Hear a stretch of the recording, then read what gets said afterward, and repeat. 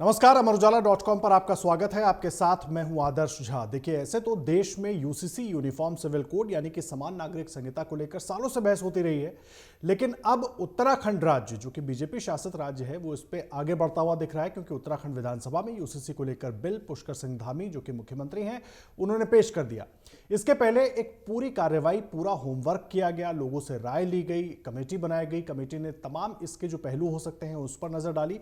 उसके बाद ये बिल पेश किया गया है, लेकिन इस बिल को लेकर तरह तरह के सवाल उठाए जा रहे हैं। इस पर राजनीति भी खूब हो रही है, राजनीतिक बयान भी खूब आ रहे हैं, लेकिन ये बिल जरूरी क्यों है और इसको लेकर जो सवाल उठ रहे हैं वो कितने सही हैं या गलत हैं, ये समझना बहुत अहम है। और यही समझने और समझाने के लिए हमारे साथ इस वक्त सुप्रीम कोर्ट के वरिष्ठ अधिवक्ता अश्विनी उपाध्याय जी जुड़ गए हैं। और साथ ही आपको बता दें, यूनिफॉर्म सिविल कोड की वकालत अश्विनी जी सालों से करते रहे हैं और 2015 में उन्होंने बाकायदा इसके लिए पीआईएल डाली थी और तब से इस पर वो अपनी आवाज भी उठा रहे हैं, इसके लिए लड़ते भी रहे हैं। तो इस पर पूरी जो पिक्चर है ये, उसको साफ करने के लिए अश्विनी जी इस वक्त सीधा मौजूद हैं। सीधा उनका रुख करते हैं। अश्विनी जी, क्योंकि आपने 2015 में पीआईएल भी डाली थी और अब देखिए दूसरा राज्य उत्तराखंड हो जाएगा अगर ये बिल वहां पास हो जाता है। मैं समझना चाहता हूं इस वक्त इस करंट सिनेरियो में यूसीसी की जरूरत किस तरीके से है, कैसे है, सबसे पहले तो जरा ये बताइए। देखिए आदर्श जी, भारत संविधान से चलता है। भारत ना बाइबल से चलता है ना कुरान से चलता है। भारत संविधान से चलता है और संविधान का अगर आप संधि विच्छेद करिए तो संविधान दो शब्दों से मिलकर बना है, संविधान, यानी ऐसा विधान जो सबके लिए समान हो, उसको कहते हैं संविधान। दुर्भाग्यवश आजादी के 75 साल के बाद भी भारत में बहुविधान चल रहा है। बहुविधान में क्यों कह रहा हूं? हिंदू का अलग विधान है, मुस्लिम का अलग विधान है, पारसी का अलग विधान है, ईसाई का अलग विधान है। जबकि 23 नवंबर 1948 को बहुत लंबी चर्चा के बाद हमारे सभी संविधान निर्माताओं ने अपनी ओपिनियन इसमें जाहिर किया। इसके बाद संविधान सभा ने बोला कि नहीं, भारत में पर्सनल लॉ नहीं चलेगा, अलग अलग कानून नहीं चलेगा, सबके लिए एक कानून होगा। तो करना यह था कि जैसे ही देश आजाद हुआ, तत्काल 1872 का क्रिश्चियन मैरिज एक्ट खत्म कर देना चाहिए था। 1936 का पारसी मैरिज एक्ट खत्म कर देना चाहिए था। 1937 का शरीयत एक्ट खत्म कर देना चाहिए था और 1950 में एक यूनिफॉर्म सिविल कोड लागू कर देना चाहिए था। लेकिन ऐसा नहीं हुआ। बाकी पारसी, ईसाई और क्रिश्चियन के लिए अंग्रेजों ने कानून बनाया। नेहरू जी ने 1955 में हिंदू मैरिज एक्ट और बना दिया। तो सबके अपने अपने अलग अलग विधान हो गए। दूसरी बात एक और इंपॉर्टेंट जो संविधान के साथ धोखा हुआ, संविधान का आर्टिकल 13 ये कहता है, आर्टिकल 13, कि कोई भी नियम कानून जो महिला पुरुष के बीच में भेदभाव करने वाला होगा वो आज की डेट से खत्म हो जाएगा। कब की डेट से? 26 जनवरी 1950, जब संविधान लागू हुआ। तो कायदे से उस समय की सरकार को, नेहरू जी को संसद में खड़े होकर कहना चाहिए था, चूंकि पारसी मैरिज एक्ट भेदभाव करता है महिला पुरुष में, क्रिश्चियन मैरिज एक्ट भेदभाव करता है और शरीयत एक्ट भी भेदभाव करता है, इसलिए आज के बाद ये खत्म हो जाएगा। लेकिन उन्होंने वो भी नहीं किया। एक और कहता है आर्टिकल 13 आर्टिकल 13 कहता है कोई भी कुरीति, कोई भी कुप्रथा अब भारत में नहीं चलेगी। भारत एक स्वतंत्र राष्ट्र हो चुका है, भारत एक संप्रभु राष्ट्र हो चुका है, भारत की संस्कृति के अनुरूप चलेगा। भारत की जो कुरीतियां थी उनके खिलाफ कानून बना। छुआछूत एक कुरीति थी भारत की, उसके खिलाफ कानून बना। सती प्रथा एक कुरीति आ गई थी भारत में मुगल काल में, उसके खिलाफ भी कानून बना। लेकिन जो विदेशी कुरीतियां थी, जो भारत में नहीं बल्कि विदेश से भारत में इंपोर्ट हुई, मुगलों के साथ आई, अरब से आई या अलग अलग जगह से आई, उनके खिलाफ कानून नहीं बना। और नतीजा ये रहा कि आज हम आजादी की 75वीं वर्षगांठ मना रहे हैं, लेकिन हलाला के खिलाफ कानून नहीं बना, मुताह के खिलाफ कानून नहीं बना, मिस्यार के खिलाफ कानून नहीं बना, तहर्रुस के खिलाफ कानून नहीं बना, तलाके हसन के खिलाफ कानून नहीं बना, तलाके एहसन के खिलाफ कानून नहीं बना, तलाके बाइन के खिलाफ कानून नहीं बना, तलाके किनाया के खिलाफ कानून नहीं बना। ट्रिपल तलाक के खिलाफ कानून बना, वो भी अभी जब 2017 में सुप्रीम कोर्ट ने उसको अनकॉन्स्टिट्यूशनल डिक्लेयर कर दिया तब। अब यूनिफॉर्म सिविल कोड आया है तो ये देश की सभी बहन बेटियों को समान अधिकार देगा। ये कुछ लेने वाला नहीं है। धार्मिक मामलों में कोई इंटरफेरेंस नहीं होगा। अब इसका जो विरोध कुछ लोग कह रहे हैं, क्या कह रहे हैं? नहीं नहीं जी, हमारी भोजन की आजादी है। अरे भैया, ये यूनिफॉर्म फूड कोड नहीं है कि सबका भोजन एक जैसा हो जाएगा, ये यूनिफॉर्म सिविल कोड है। कुछ लोग कह रहे जी हमारा कपड़ा बदल जाएगा। अरे ये यूनिफॉर्म ड्रेस कोड भी नहीं है कि सबका ड्रेस एक जैसा हो जाएगा। ये यूनिफॉर्म लैंग्वेज कोड भी नहीं है कि सबकी भाषा एक जैसी हो जाएगी। ये यूनिफॉर्म कस्टम कोड नहीं है कि सबका रीति रिवाज एक जैसा हो जाएगा। ये यूनिफॉर्म रिलीजन कोड भी नहीं है कि सबको एक ही रिलीजन मानना पड़ेगा, सबको अपना अपना छोड़ना पड़ेगा, ऐसा कुछ भी नहीं होगा। लोग मंदिर में वैसे ही पूजा करते रहेंगे, मस्जिद में वैसे ही नमाज होती रहेगी, अजान होती रहेगी, चर्च में प्रेयर होती रहेगी, गुरुद्वारे में जैसे अपनी प्रेयर होती वो होती रहेगी, उसमें कोई इंटरफेरेंस नहीं होगा। केवल कुरीतियां खत्म होंगी, देश की सभी बहन बेटियों को एक समान अधिकार मिलेगा। और एक बात और बता दूं, कुछ लोग जो बार बार संविधान की आर्टिकल 25 की दुहाई दे रहे हैं, वो आर्टिकल 25 में कह रहे हैं जी हमको तो धार्मिक स्वतंत्रता है। हाँ, है धार्मिक स्वतंत्रता, लेकिन अधर्म की स्वतंत्रता नहीं है। रीतियों की स्वतंत्रता है, कुरीतियों की स्वतंत्रता नहीं है। प्रथा की स्वतंत्रता है, कुप्रथा की स्वतंत्रता नहीं है। इसलिए कुछ लोग संविधान के गलत इंटरप्रिटेशन करके अपनी वो पुरानी कुरीतियों को कायम करना चाहते हैं, वो बिल्कुल नहीं चलेगा। देश जाग चुका है, हम आजादी की 75वीं वर्षगांठ मना रहे हैं। महिला पुरुष में भेदभाव करना ये कुरीति है, कुप्रथा है, अधर्म है। ठीक है, लेकिन एक बात बताइए, क्योंकि जिस तरीके से मैं अभी उत्तराखंड पर फोकस करता हूं, हालांकि इसकी बड़ी पिक्चर पर आप बात कर रहे हैं और बहुत महत्वपूर्ण है क्योंकि पिक्चर लगभग वैसी होने वाली है, लेकिन मैं एक चीज समझने की कोशिश कर रहा हूं।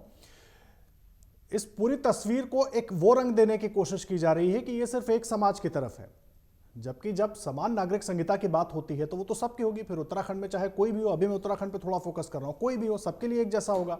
फिर सिर्फ एक समाज को जोड़ा जा रहा है। बयान आ रहे हैं कि हमारी पहचान खत्म करने की कोशिश हो रही है, बयान आ रहे हैं कि हम तो सिर्फ कुरान और शरीयत को मानेंगे, उसके ऊपर कुछ भी नहीं है, और अगर ऐसा कुछ होता है तो हम उसका जवाब देंगे। फिर ये परिस्थिति से कैसे निपटेंगे? क्या है ये, क्यों है ये परिस्थिति?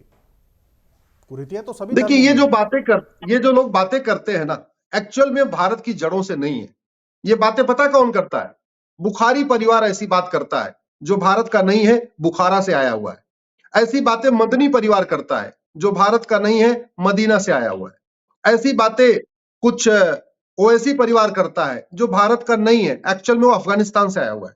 बाकी जो भारत के मुस्लिम है, जो वास्तव में कन्वर्टेड हिंदू हैं, जो 500 साल पहले डर के मारे, लालच के मारे, भय के मारे या किसी अन्य कारण से जजिया नहीं दे पाए या कोई और, या ये मान लीजिए कि अपनी खुशी से भी जिन्होंने कन्वर्ट किया है, जो भारत की जड़ों से जुड़े हुए लोग हैं, वो इस यूनिफॉर्म सिविल कोड का विरोध नहीं कर रहे हैं। और एक बात आदर्श जी, कोई भी पिता नहीं चाहेगा कि उसकी बेटी के साथ एक सौतन आ जाए।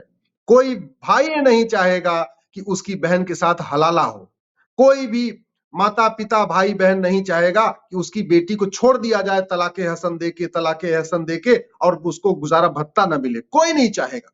इसलिए बहुत गलत बयानी है। इसका केवल एक ही नहीं, फायदा सबको होगा। पारसियों को भी, पारसी बेटियों को भी फायदा होगा। अभी उनको क्या होता है, गैर पारसी शादी करती है तो उनका प्रॉपर्टी राइट खत्म हो जाता है। यूनिफॉर्म सिविल कोड आने से वो किसी से शादी करें, उनका विरासत का नियम और वसीयत का अधिकार खत्म नहीं होगा। ईसाइयों को भी फायदा होगा। अभी उनका कूलिंग पीरियड 2 साल का है। कूलिंग पीरियड का मतलब ये हुआ कि अगर पति पत्नी दोनों तैयार हैं, दोनों अलग होना चाहते हैं, और अगर कोर्ट में एप्लीकेशन देते हैं भैया हमको डिवोर्स दे दो, तो जज कहते हैं भाई थोड़ा ठंडे दिमाग से सोचो, थोड़ा बाद में आओ। तो जब हिंदू अगर जाते हैं, पति पत्नी कहते हैं हम अलग होना चाहते हैं, तो जज साहब कहते हैं जी 6 महीने बाद आना। लेकिन पारसी पति पत्नी जाते हैं, कोर्ट कहते हैं हम अलग होना चाहते हैं, जी कहते हैं 2 साल बाद आओ। क्यों? क्योंकि हिंदू मैरिज एक्ट में कूलिंग पीरियड 6 महीने का है, क्रिश्चियन मैरिज एक्ट में कूलिंग 2 साल का है। तो यूनिफॉर्म सिविल कोड आएगा, सबका कूलिंग पीरियड 6 महीने के बाद हो जाएगा, या 8 महीने हो जाएगा, या साल भर होगा, जो भी है। तो इसका मतलब फायदा तो हमारी क्रिश्चियन बेटियों को भी है। हाँ, ये अलग बात है कि इस यूनिफॉर्म सिविल कोड का सबसे ज्यादा बेनिफिट हमारी मुस्लिम बेटियों को होगा। उसका कारण यह है कि जो शरीयत एक्ट अंग्रेजों ने बनाया था, वो एकदम एक तरफा बनाया था। मुस्लिम्स के कल्याण का सोचा ही नहीं था। अंग्रेज चाहते थे मुस्लिम जितना पिछड़े रहेंगे, उनकी उनकी डिवाइड एंड रूल की पॉलिसी उतनी बढ़िया चलती रहेगी, और वो सफल भी हुए। आप अगर देखिए, आज की डेट में मुस्लिम समाज के लोग कहते हैं कि जी इस्लाम में मुस्लिम पिछड़े हैं। अब पिछड़े हैं, अब उनको एक दवाई दी जा रही है यूनिफॉर्म सिविल कोड की, कर हम दवाई भी नहीं खाएंगे। मतलब वैसे कहते हैं हम बीमार हैं जी, हमें कुपोषण है, हमें ये समस्या है, हमें वो समस्या है, गरीबी है, भूखमरी है, कुपोषण है, सब बताएंगे। अब उसका एक उनको तरीका दिया जा रहा है, भैया काम करो, यूनिफॉर्म सिविल कोड में आ जाओ, पर्सनल लॉ छोड़ो, ये कुरीतियों को छोड़ो, भारत में 21वीं सदी में सबके बराबर चलो, सबके बराबर सम्मान पाओ। तो करें नहीं। तो वास्तव में ये जो हमारे पसमंदा भाई है वो नहीं चाहते। कुछ लोग जो इनकी जड़ें विदेश में है, जो विदेश से भारत में आए, वही विरोध कर रहे हैं।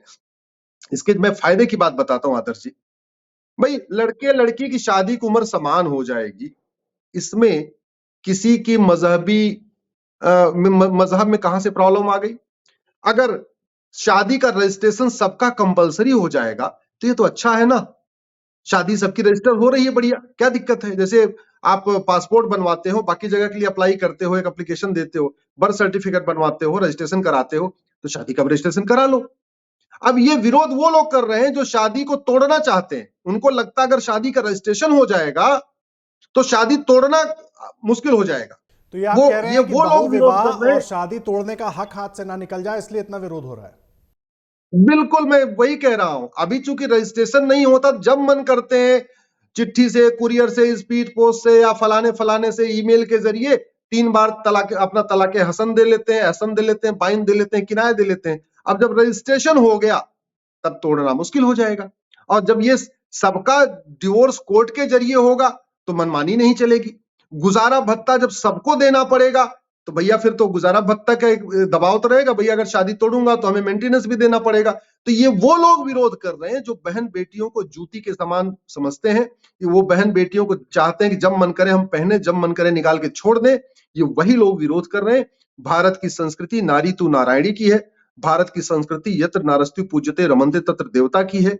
भारत में बहन बेटियों को तो बेटों से ऊपर रखा गया। तो वो लोग इसका विरोध कर रहे हैं जो बेटियों को बेटे के बराबर नहीं मानते, माता को पिता के बराबर नहीं मानते, पत्नी को पति के बराबर नहीं मानते, वही लोग इसका विरोध कर रहे हैं। अदरवाइज यूनिफॉर्म सिविल कोड आएगा, विरासत का एक समान अधिकार सबको होगा, वसीयत का एक समान अधिकार सबको होगा, बच्चा गोद लेने का एक समान अधिकार सबको होगा, बच्चे के भरण पोषण का अधिकार एक समान होगा, माता पिता की देखभाल का अधिकार एक समान होगा, एक पति एक पत्नी का नियम सब पे लागू होगा। इसमें दिक्कत कहां है? ठीक है, लेकिन दिक्कत क्या है मैं आपको बताता हूं। दिक्कत क्या है, क्यों सवाल उठा रहे हैं, दिक्कत क्या है। देखिए, मैं थोड़ा इसको दूसरे तरीके से चाहूंगा कि आप इसको समझाएं। भारत का जो सोशल फैब्रिक है ना, वो विविधताओं के धागे से बना हुआ है। अलग अलग धर्म हैं, सब अलग अलग हैं, सबकी अपनी अपनी विविधताएं हैं, उस धागे से बना हुआ है। लेकिन अब जिस तरीके से इस बिल को लाया जा रहा है, या जो प्रावधान है उसका जो एक नैरेटिव सेट किया जा रहा है, वो स्पेशली एंटी मुस्लिम किया जा रहा है। उसमें क्यों नहीं इस बारे में बात हो रही है कि भाई आदिवासियों के यहाँ भी जो तमाम चीज़ें हैं उसकी भी बात होगी, हिंदुओं में जो तमाम चीज़ें हैं वो भी सब एक दायरे में आएगा, चाहे पारसी हो चाहे क्रिश्चियन हो, सब एक दायरे में आएंगे।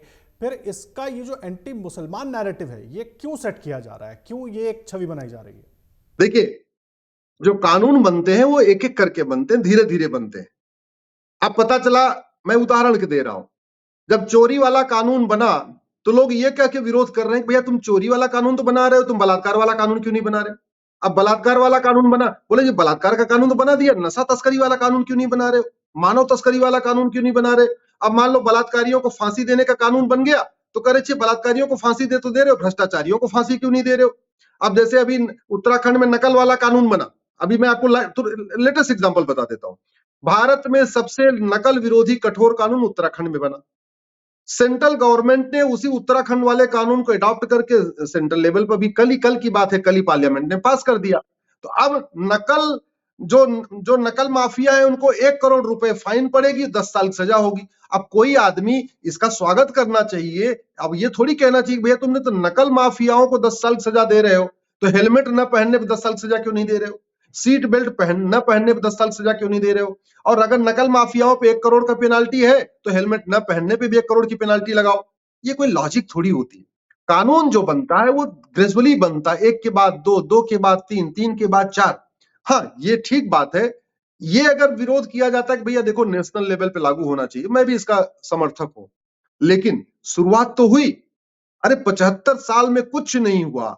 75 साल तक लगातार यूनिफॉर्म सिविल कोड के बारे में झूठी अफवाहें फैलाई जाती रही।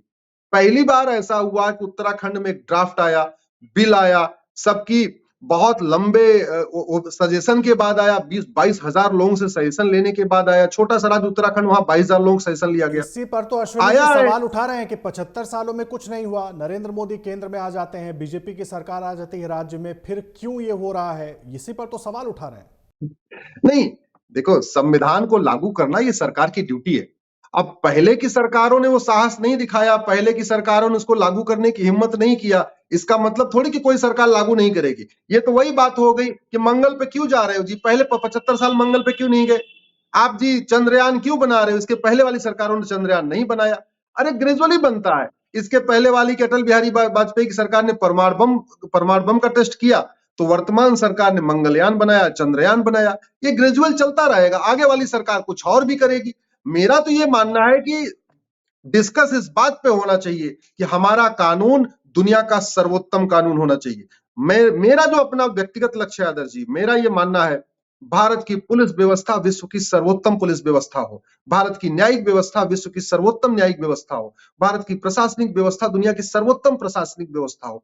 अगर किसी को लगता है कि इस यूनिफॉर्म सिविल कोड में कुछ कमी रह गई है और हमारा वाला उत्तराखंड का यूनिफॉर्म सिविल कोड सिंगापुर के यूसीसी से गड़बड़ है, या अमेरिका के यूसीसी से कमजोर है, या फ्रांस के यूसीसी से कमजोर है, या चाइना का यूसीसी हमसे ज्यादा अच्छा है, हमारा यूसीसी उतना ही अच्छा होना चाहिए, इस पे चर्चा तो स्वागत योग्य है। लेकिन ये कहना कि नहीं नहीं जी, हम 1000 साल पहले जो कुरीति चल रही थी हम उसको तो जारी रखेंगे, हम कुप्रथाओं को जारी रखेंगे, मुझे लगता है कि 21वीं सदी में न ये कहना चाहिए, और जो लोग कह रहे हैं वो एक्सपोज हो रहे हैं, उनका जो महिला विरोधी चेहरा है सामने आ रहा है, संविधान विरोधी चेहरा उनका सामने आ रहा है। मैं तो इतना कहूंगा, आज बाबा साहब अंबेडकर, सरदार पटेल, श्यामा प्रसाद मुखर्जी जहां भी होंगे, जिस रूप में होंगे, स्वाभाविक सी बात है पुनर्जन्म तो उनका हुआ होगा, लेकिन जहां भी होंगे अति प्रसन्न होंगे कि उनका जो सपना था यूनिफॉर्म सिविल कोड का, उसकी शुरुआत देवभूमि उत्तराखंड से, जहां गंगा जी को अवतरित किया गया, वहां से हुआ है।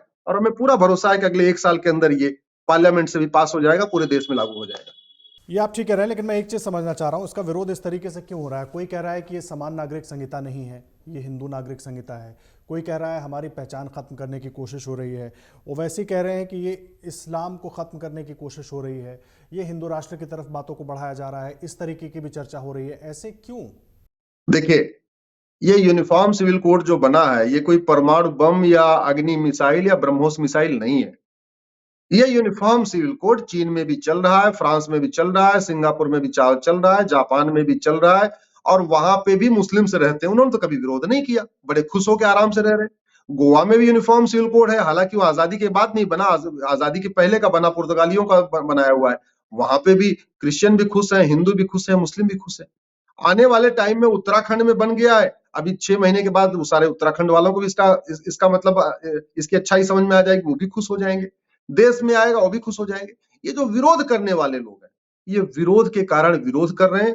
और फिर से मैंने कहा, जिनकी जड़ें भारत की नहीं है, जो महिलाओं को जूती के समान समझते हैं, जो बहन बेटियों को अपने बराबर नहीं आने देना चाहते, जो नहीं चाहते बहन बेटियां पढ़ें, आगे बढ़ें, वही इसका विरोध कर रहे हैं। और इसमें आप ध्यान से देख लीजिए, विरोध करने वाला बुखारी परिवार है जो बुखारा से आया, विरोध करने वाला मदनी परिवार है जो मदीना से आया, विरोध करने वाला ओवैसी परिवार है जो अफगानिस्तान से आया। भारत के जो वास्तव में जो मुस्लिम है, जो 400 साल 500 साल पहले हिंदू थे, वो इसका विरोध नहीं कर रहे हैं, वो तो इसका स्वागत कर रहे हैं। वो तो कह रहे हैं कि जल्दी आ जाए, अच्छा है, एक देश एक विधान होगा तो दुनिया भर के कानूनों से बड़ी जो समस्याएं खड़ी हो जाती हैं, उन समस्याओं से छुटकारा मिलेगा। उदाहरण के लिए आपको बताता हूँ, आपकी बातों से मुझे ये मैं मतलब निकाल रहा हूं कि कुछ ठेकेदार, कुछ दुकानदार जिनको लग रहा है कि उनकी हुकूमत, उनकी दुकानदारी बंद हो जाएगी, उनको बहुत दिक्कत हो रही है इससे। बिल्कुल भाई, स्वाभाविक सी बात है, जब पिछड़ापन रहता है किसी समाज में तो वहां चौधराहट करना आसान हो जाता है। लेकिन अगर वो समाज पढ़ लिख लेता है, आगे बढ़ जाता है, तो वहां चौधराहट करना, वहां अपना उनको गुलाम बना के रखना मुश्किल हो जाता है। अगर जहां पे एक बार तर्क शुरू हो जाए, जहां एक बार लॉजिक शुरू हो जाती है, फिर नेताओं की दुकान बंद हो जाती है। अफगानिस्तान वगैरह में उन्होंने स्कूल कॉलेज क्यों बंद कर दिया?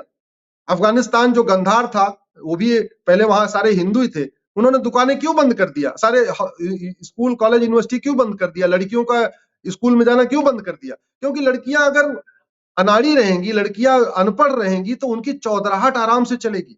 क्या यही चीज ओवैसी चाहते हैं? क्या यही चीज बुखारी चाहते हैं? या क्या यही चीज अपने जो जो लोग यहाँ रह रहे हैं वही चाहते हैं? मेरा ये मानना है कि वो एक्सपोज हो रहे हैं, और वक्त के साथ वो और ज्यादा एक्सपोज हो जाएंगे। लेकिन सवाल यह है, यूसीसी की तरफदारी सरकार करती रही है, आप खुद 10 सालों से इस पूरे मामले में लगे हुए हैं, इसके लिए आवाज बुलंद कर रहे हैं।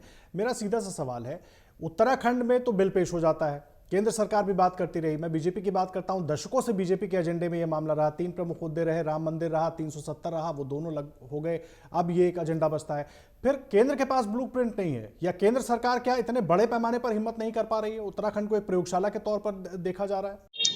नहीं, बहुत सारे कानून ऐसे हुए हैं जो पहले राज्य में आए हैं, उसके बाद जब वो कुछ दिन चले हैं, उसका एक्सपीरियंस हो गया है, तो केंद्र में आए। उदाहरण के लिए right to education, right to education पहले महाराष्ट्र में आया और महाराष्ट्र के बाद सेंट्रल में आ गया। बहुत सारे तो ऐसे भी हुए हैं कि सुप्रीम कोर्ट के जजमेंट के बाद कानून बने हैं। उदाहरण के लिए ट्रिपल तलाक वाला कानून या राइट टू एजुकेशन एक्ट, ये भी सुप्रीम कोर्ट ने जजमेंट जब कर दिया कि भाई एजुकेशन फंडामेंटल राइट है, तब संविधान में संशोधन हुआ, तब कानून बना।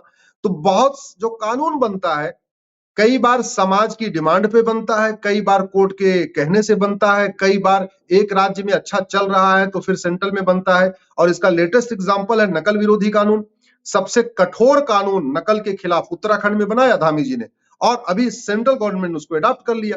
अब जैसे ही ये कानून बन रहा है, मैं तो आज ही सुन रहा था कि भारत के कई राज्यों ने बोला है कि हम भी बनाएंगे। राजस्थान कह रहा है हम भी बनाएंगे, उत्तर प्रदेश कह रहा है हम भी बनाएंगे, महाराष्ट्र कह रहा है हम भी बनाएंगे, मध्य प्रदेश भी कह रहा है हम भी बनाएंगे। तो कई राज्यों ने डिमांड करना शुरू कर दिया, कई राज्यों ने, गुजरात ने भी कमेटी बना दिया है।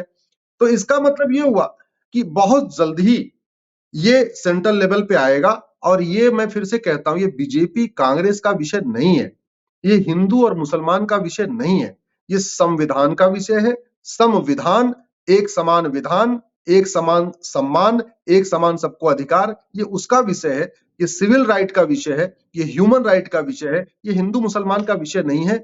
ये प्रोग्रेसिव है, ये यूनिफॉर्म सिविल, जितने भी डेवलप्ड कंट्री हैं सब में यूनिफॉर्म सिविल कोड है। लेकिन जो अश्विनी जी, G20 सवाल है, यही तो उठ रहा है ना कि G20 केवल में भारत बीजेपी छोड़ शासित के, राज्य जो है वो इंटरेस्टेड दिख रहे हैं इसमें, क्योंकि ये बीजेपी का एजेंडा रहा है, और कोई राज्य इसमें इंटरेस्टेड नहीं दिख रहा, और कोई राज्य इस पर सवाल नहीं उठा रहा। हाँ, वो अलग, ठीक है, अलग अलग राज्यों हाँ, में कांग्रेस जो है वो वेट एंड वॉच की स्थिति में है। जैसे उत्तराखंड, वो कुछ खुलकर बुराई तो नहीं कर रही है, लेकिन बोल भी नहीं रही है। देखिए संविधान में लिखा, अगर कुछ लिखा हुआ है उसको जो पॉलिटिकल पार्टी लागू कर रही है उसका स्वागत होना चाहिए। सवाल तो उनसे होना चाहिए जो लोग मौन है या विरोध कर रहे हैं कि भैया संविधान में लिखी हुई बात का तुम क्यों विरोध कर रहे हो। जैसे लोहिया जी प्रबल समर्थक थे यूनिफॉर्म सिविल कोड का। अब अगर समाजवादी पार्टी विरोध कर रही तो अखिलेश यादव से पूछना चाहिए भैया तुम लोहिया जी को मानते हो कि नहीं मानते हो। डॉक्टर अंबेडकर प्रबल समर्थक है यूनिफॉर्म सिविल कोड के। अब अगर कोई पॉलिटिकल पार्टी अंबेडकर को मानती है लेकिन यूनिफॉर्म सिविल कोड का विरोध कर रही, तो उससे पूछना चाहिए कि तुम विरोध कैसे कर रहे हो। बाबा साहब अंबेडकर तो समर्थक थे। अलादी कृष्णा अय्यर तमिलनाडु वाले, यूसीसी के कट्टर समर्थक। अब अगर कोई तमिलनाडु की पॉलिटिकल पार्टी डीएमके या एआईडीएमके इसका विरोध कर रही है तो उनसे पूछना चाहिए आप विरोध क्यों कर रहे हो। संविधान में लिखी हुई बात को फॉलो करना ये सभी सांसदों का धर्म है, कर्म है। जैसे डॉक्टर का काम है अच्छी तरीके से दवाई देना, ड्राइवर का काम है अच्छी तरीके गाड़ी चलाना, माफी मिस्त्री के का साथ काम बीच है में रोक अच्छी रहा तरीके से हूं, घर माफी बनाना। के साथ बीच में रोक रहा हूं। संविधान का आपने जिक्र किया, मुझे एक मामला याद आ गया। देखिए 1985 बहुत अच्छे तरीके से आप जानते हैं, शाहबानो का मामला। सुप्रीम कोर्ट ने बाकायदा ये कहा था कि अनुच्छेद 44 जो है वो एक डेड लेटर के जैसा हो गया है। तब सुप्रीम कोर्ट ने भी जोर दिया था यूसीसी पर, लेकिन उसको तो अनसुना कर दिया गया, और इस तरह के और भी मामले। सुप्रीम कोर्ट ने 10 जजमेंट दिए हैं। सुप्रीम कोर्ट 10 बार कह चुका है यूनिफॉर्म सिविल कोड कब आएगा। और सुप्रीम कोर्ट बार बार क्यों कहता रहा, क्योंकि कोई मैटर शुरू होता है डिस्ट्रिक्ट कोर्ट से, फिर हाई कोर्ट जाता है, फिर सुप्रीम कोर्ट तक आता है। होता क्या है, अभी फैमिली लॉ और सिविल लॉ के लिए ना कम से कम 20 कानूनों का मकड़जाल चल रहा है, और वो भी हिंदू का अलग, मुस्लिम का अलग, पारसी का अलग, ईसाई का अलग। तो जज भी परेशान है, वकील भी परेशान है, जजमेंट देना मुश्किल हो जाता है। और चूंकि हिंदू मैरिज एक्ट, मुस्लिम मैरिज एक्ट, पारसी, ये आपस में एक दूसरे के कई इनमें कंट्राडिक्शन भी है, तो फिर ये डिसाइड करना मुश्किल हो जाता है कि कहा मैं, मान लीजिए महिला और पुरुष अलग अलग रिलीजन के हैं। अब एक अपने वाले अपने पर्सनल लॉ को दुहाई दे रहा है, दूसरा अपनी पर्सनल लॉ की दुहाई दे रहा है, तो फिर किसको माने। इसलिए ऐसे मामले जब जब आए हैं सुप्रीम कोर्ट ने बार बार कहा यूसीसी लाओ। 10 बार सुप्रीम कोर्ट कह चुका है यूसीसी लाओ, और 30 बार भारत की अलग अलग हाई कोर्ट कह चुकी हैं यूसीसी की जरूरत है। टोटल 40 बार ऐसा हो चुका है पिछले 75 साल में। तो बाकी लेकिन किसी ने सरकारों हिम्मत क्यों नहीं सुना किया। अश्विनी जी? उनकी हिम्मत नहीं है, उनकी तुष्टीकरण की नीति है, उनकी वोट बैंक पॉलिटिक्स है। वो हमेशा कट्टरपंथियों को खुश रखना चाहते हैं। मैंने आपको बताया कि कट्टरपंथी नहीं चाहते कि सभी बेटियों को एक समान अधिकार मिले। अब वो कट्टरपंथियों के सामने, कट्टरपंथियों से डरते हैं, चरमपंथियों से डरते हैं, जिहादियों से डरते हैं। वो डर के कारण उन्होंने कभी बदलने का प्रयास नहीं किया। अब वर्तमान सरकार कह रही है हम सबका साथ सबका विकास करेंगे, एक भारत श्रेष्ठ भारत बनाएंगे, उसके लिए एक देश एक कानून जरूरी है, तो सरकार उसको कह रही है हम लागू करेंगे। ठीक है, लेकिन मुझे एक बात बताइए, बार बार एक सवाल सुनाई देता है जब यूसीसी की बात होती है। मैं अभी बड़ी पिक्चर की बात कर रहा हूं, और एक बयान मैंने सोशल मीडिया पर देखा था, असदुद्दीन ओवैसी का भी कई बार वायरल हो रही होती है एक क्लिप, जिसमें वो एचयूएफ का जिक्र कर रहे हैं कि अगर, मैं इसको थोड़ा बड़ा कर देता हूं, अगर यूसीसी लागू होता है मैं पूरे देश में, तो आदिवासी है, हिंदू समाज है, बाकी अलग अलग समाज है, मुस्लिम समाज भी उसमें इंक्लूडेड होगा। सब में कहीं ना कहीं जहां पे बदलाव हो रहे हैं, लेकिन कुरीतियां हैं, नियम हैं, तो सब पर कैसे असर पड़ेगा? मैं उदाहरण के तौर पर हिंदू समाज की अगर बात करूं तो क्या क्या बदलाव हो सकते हैं, कैसे देखें इसको? देखिए, ओवैसी बार बार उनको कोई और रीजन नहीं मिलता तो एचयूएफ की बात करते हैं। एचयूएफ जो है वो फाइनेंशियल इशू है, वो सिविल राइट का इशू नहीं है, वो इकोनॉमिक राइट का इशू है। और अगर सबको एचयूएफ जैसा बेनिफिट मिल जाता है, अगर मुस्लिम्स भी अपने आप को संयुक्त परिवार मानने लग जाए तो दिक्कत कहाँ है? क्यों? दूसरी तरफ जैसे शादी का रजिस्ट्रेशन आपके यहाँ कंपलसरी हो गया, शादी का रजिस्ट्रेशन कंपलसरी होने का मतलब कि शादी तोड़ना थोड़ा मुश्किल हो जाएगा। तो ये तो अच्छी बात है ना, किसी की बेटी अनाथ नहीं होगी, किसी की बेटी के साथ अन्याय नहीं होगा, इसका स्वागत करना चाहिए। और जहां तक कई बार वो गाय की बात करेंगे, फिर एचयूएफ की बात करेंगे, भटकाने अटकाने वाली बात है, सीधी सी बात है।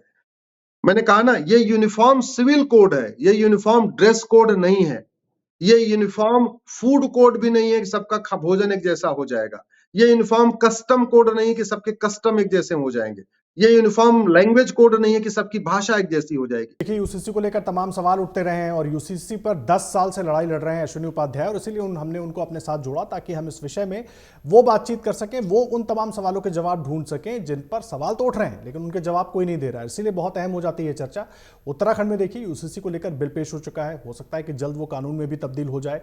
और जिस तरीके से अलग अलग राज्यों में पहले कानून बनाए गए हैं, बाद में उनके प्रोज और कॉन्स को भी देखा गया है, दूर किया गया है, क्या ये बड़ी पिक्चर उसके बाद केंद्र में भी दिखाई देगी? ये भी एक अहम सवाल है। इससे जुड़े भी तमाम अपडेट आप तक पहुंचाएंगे, लेकिन फिलहाल यूसीसी को लेकर जितने सवाल उठ रहे हैं उसके जवाब हमने जानने की कोशिश की है। और आप देश और दुनिया के हर बड़ी और जरूरी खबर के लिए amarujala.com पर लगातार हमारे साथ जुड़े रहिए। अगर आप ये वीडियो YouTube पर देख रहे हैं तो हमारे चैनल को सब्सक्राइब करें और बेल आइकन को दबाना ना भूलें। अगर आप Facebook पर ये वीडियो देख रहे हैं तो हमारे पेज को लाइक करें।